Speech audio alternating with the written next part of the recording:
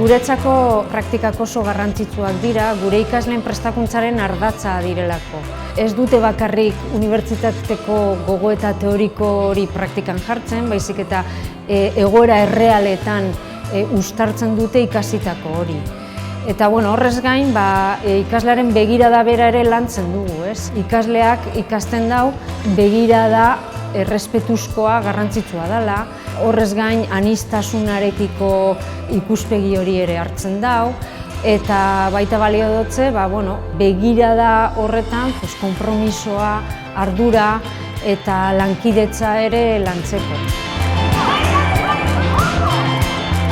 Balioak azpimarratu nahiko nituzke, honekin batera beraien konpromisoa bai hezkuntzarekin eta gizartearekin, ikuspegi kritikoa eta hausnarketan eta gogoetan oinarritutako hezkuntzaren garrantzia.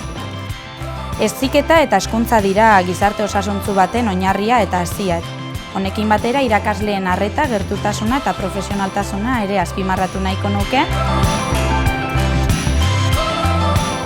Bameti datozen ikasleei batez ere, balioetan nabari zaie ezberdintasuna, elkarlanean, konpromesuan, talde lanean, eta baita ere esan beharra daukat, ikasleekin daukaten harreman hori oso berezia dela, beti ere gertutasunetik, hurbiltasunetik.